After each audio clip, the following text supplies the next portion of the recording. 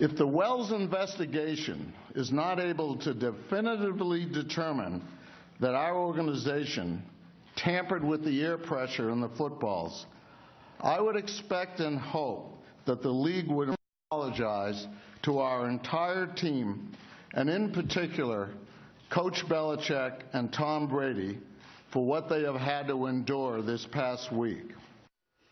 Wow. Patriots owner Robert Kraft, you heard him demanding an apology if his team is cleared over this whole deflated ball issue. Patriots fan Ashley Pratte says, well, he's right. Sports radio host Jared Mack says the guy's got some major cojones here. So, Jared, you think that his sudden appearance here and what he's saying and how he's saying it is what? Where was he 1 week ago? Now that maybe he believes that there's no smoking gun, that there was no evidence which suggests, we got Brady, we got Belichick, we have an email which says you do this. Now he steps out and is almost pounding his chest out in Arizona, which is interesting. Where were you 1 week ago saying Well, maybe this? he was just waiting to see what developed. Like everyone should have. All right, Ashley, what are you saying here? Well, I think that's entirely true. I mean, he waited a week. He waited through all of this to make sure that facts were coming in and that he could properly assess the situation, which the media did not. Everyone jumped on it. It was all of a sudden a scandal with #DeflateGate.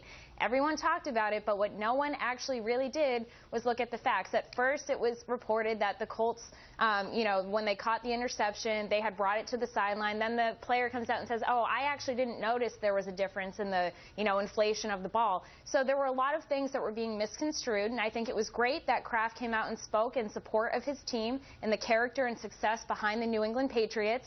And, me as a diehard Patriots fan, I will stand behind them on this. And until we're proven guilty, I do think that we are owed an apology by the NFL. Well, Jared, now they're saying something that they're trying to pin this on a locker room attendant, right? Yeah. The Patriots locker room. What do you make of that? He's the stool pigeon in this story, so nobody in the Patriots knew this was taking place. We're talking about somebody who might be a minimum wage employee who's going to take it upon himself to make this kind of a great change on something which involves millions of dollars.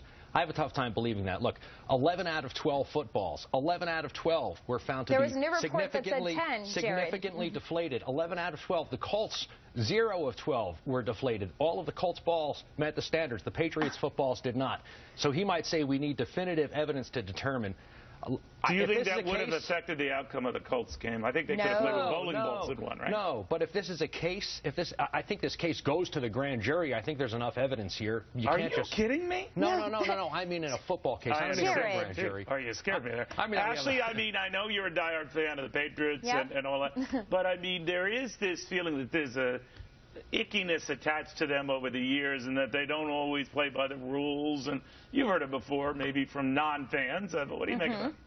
Yeah, and I've been getting it all week. But at the same time, what we have to look at here is at the beginning of this season when we had an actually pretty bad record, and sportscasters like Jared probably wrote off Tom Brady, like many did, and said, Tom Brady is not himself. This New England Patriots team is like Jared what we saw before Tom Brady.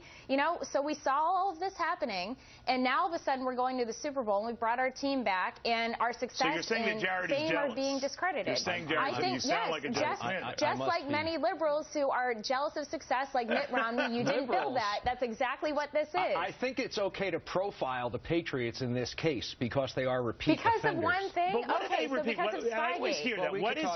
What gives Neil, this let's talk about Spygate, where they were caught videotaping signals sent from other teams' sidelines. But for one thing, they're not too bright at spying because one of those cases was the New York Jets. They got caught, and there's word that everybody does here with the footballs could be a thing, but they keep getting caught. Even in these playoffs, there was a story about with an ineligible receiver that was actually eligible. Oh my gosh! Ashley, hold on. I'm not blaming you. I believe in gamesmanship. You do what you can, but they got caught, and he wants an apology. You know what I say, Yeah, but Neil? the NFL came back and said that that was a legal play. So because we did something that no one else thought of? Do you think, actually, you obviously think if they screw up something here, they don't have, unequivocal proof that something bad went on here, they are owed an apology. You don't think they are, even if they can't prove it? An apology? Get in line behind a few thousand New York City and New Jersey business owners who want an apology from the National Weather Service for today. Now you're I want one from our president for Obamacare. That will never come. All right. Well, you know what is a good analogy there. Guys, Neil, go ahead, Ashley. Neil, finish one thing. Oh, my God. That's my Brady jersey, and I had to bring it on here. Yeah, exactly. All right. Well, all I'm going to say is they won that second half when the balls were properly inflated. So to discredit Tom Brady and this team and to defame them for success is absolutely ridiculous. Well, actually, you have to calm down. Jared, we just have to see what happens here. I have no idea. Barry Bonds hit some fair home runs, too. Okay. When we come back, this blizzard is leaving.